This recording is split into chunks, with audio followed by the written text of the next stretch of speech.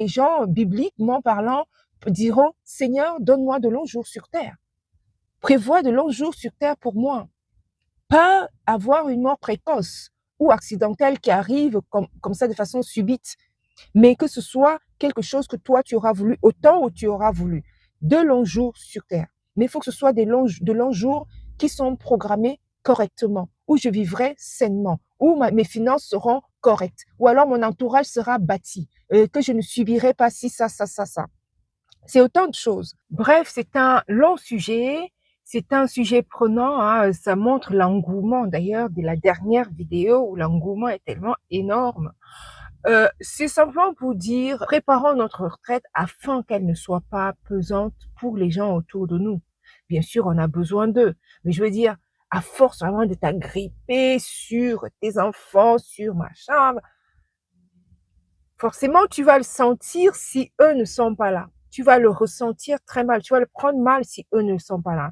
Mais par contre, si tu te prépares toi-même dans tous les sens du terme, hein, je veux dire, ça fera forcément la différence. Ça laissera plus de liberté à tes enfants de venir à toi en toute, voilà. Même si, effectivement, il y a aussi du côté où les enfants ont besoin de toi, hein, parce que là, on parle de toi qui bâtis ta vie, qui prépare ta retraite, qui là. Mais quand même, on a aussi certaines personnes, les enfants ont besoin d'eux, ou eux ne peuvent même pas se libérer parce que les enfants les ont quasiment séquestrés pour leurs petits-enfants. Donc, eux ne peuvent plus rien faire parce que, voilà, il faut qu'ils s'occupent de leurs petits-enfants.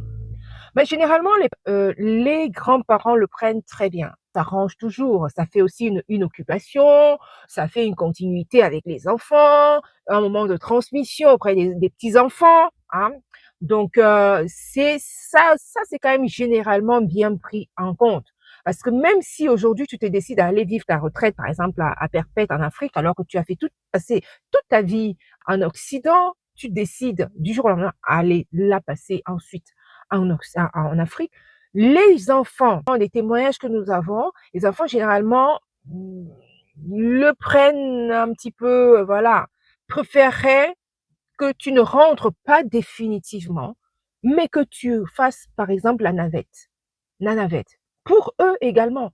Mais disons qu'on a peu de témoignages où les enfants que tu auras mis au monde veulent vraiment que tu ailles définitivement en Afrique, parce que ça sera à eux de faire cette navette-là. Donc, généralement, quand tu as fait des enfants en Occident et que eux sont également en Occident, ils préfèrent quand même, si tu veux aller